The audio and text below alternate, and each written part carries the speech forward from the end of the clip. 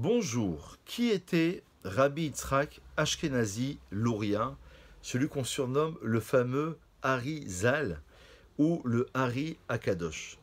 Le Rav Yitzhak Ashkenazi Louria ou Loria était un rabbin, était un grand kabbaliste, comme on va l'expliquer. Il est né en 1534 à Jérusalem et mort à Safed en 1572. Alors, il a été considéré comme un penseur dans la Kabbalah, dans la mystique juive, de manière incommensurable, incroyable, puisque c'est lui, on va l'expliquer, qui va donner les principes d'apprentissage du Zohar. Le Zohar va être révélé au IIe siècle de l'ère commune par le grand maître Rabbi Shimon Bar Yochai, mais le Harizal au XVIe siècle, quant à lui, il va plutôt donner les clés à travers le Shmona Sheharim, les 8 portiques, et à travers d'autres ouvrages encore concernant la Ishtal Shelut HaOlamot, ça veut dire finalement comment les mondes et ce monde-ci se sont succédés, la brisure des vases. Il va revenir sur des thèmes qui sont récurrents dans le Zohar pour savoir comment comprendre le Zohar, comment comprendre telle idée. Lorsqu'on parle d'une séphira, de quelle séphira parlons-nous? Il y a 10 sphères d'émanation de Dieu. Il y aura par exemple le chesed, la bonté, la gevora, la rigueur, mais on sait qu'il y a aussi plusieurs mondes successifs. Donc il va essayer d'expliquer, de commenter. Ça sera encore plus amené beaucoup plus tard par le Rashash et par le Torah Tracham, mais on peut dire déjà qu'à l'époque du Harizal, il y a déjà de très très grandes révélations. Certains l'ont même identifié comme étant le Messie, fils de Yosef. On le connaît aussi sous le nom de Hari, Rabbi Yitzhak, mais qui est aussi traduit par Ashkenazi, Rabbi Yitzhak ou Adonenu Rabbi Yitzhak, c'est-à-dire le Harizal de manière plus commune. Alors il est né à Jérusalem, son père est Ashkenaz d'Europe centrale. Apparemment, il aurait émigré en Eretz Israël après son mariage avec une femme d'origine séfarade.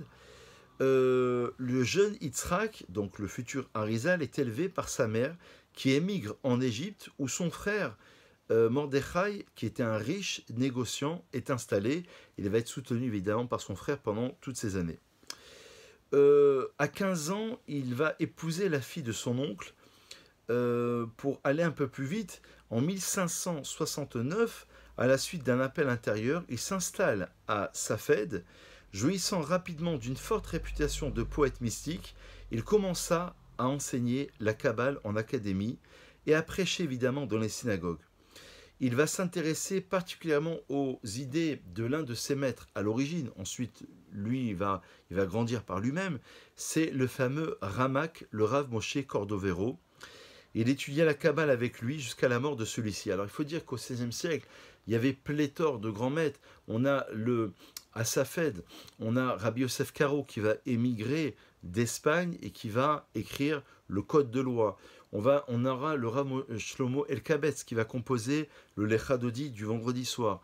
On aura énormément de grands maîtres comme celui-ci, le Ramak, Ramoshe de Cordovero, et encore beaucoup d'autres qui vont faire grandir la Torah, en particulier au XVIe siècle, et en particulier dans la ville sainte nommée Safed, Tzfat en hébreu. Évidemment, le Harizal, le Hari Akadosh, a été énormément révéré par ses élèves. Il organise aussi la vie de ses disciples qui s'établissent dans des quartiers isolés. Il faut savoir aussi qu'il a institué énormément de traditions kabbalistiques et mystiques. Sa conception du monde est extrêmement influencée par les questions qui traversent la communauté à l'époque, traumatisée, parce qu'on est au XVIe siècle, on était traumatisé par les expulsions successives des Juifs d'Espagne et la période évidemment de l'Inquisition.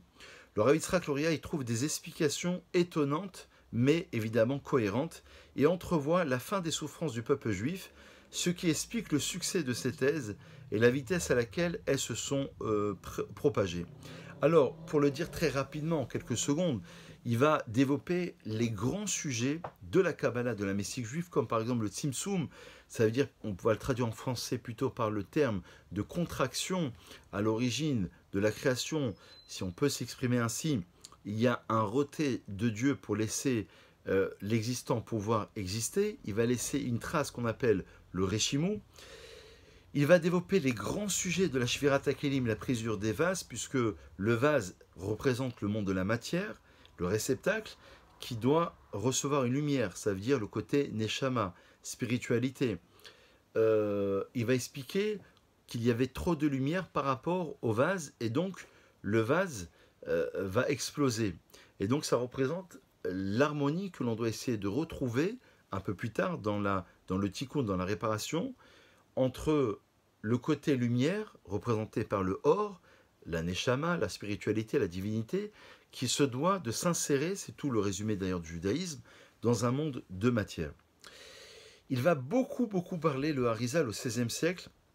Aujourd'hui, c'est le maître incontesté, évidemment, dans le monde entier du monde religieux, en particulier dans le monde de la Kabbalah, de la mystique juive.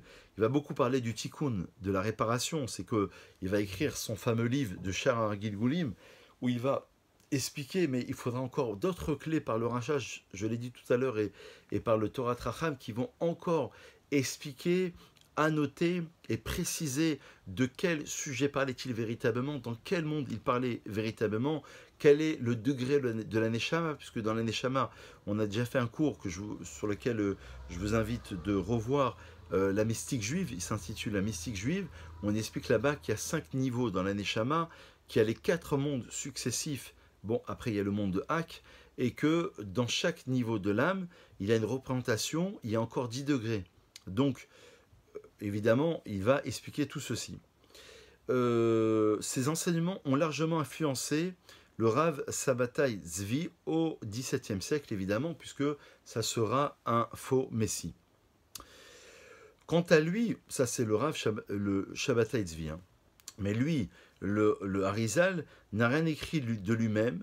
Tout ce que l'on connaît essentiellement ont été révélés par son élève, le fameux Rav Chaim Vital, qui était un des géants, qui était l'élève donc du Harizal, le Rav Chaim Vital, qui est né en 1542 et mort en 1520. On peut terminer cette vidéo en disant qu'il va écrire le Sefer Etz Achaim, le Sefer Haïtionot, le livre sur les réincarnations qu'on appelle le Sefer Agilgulim.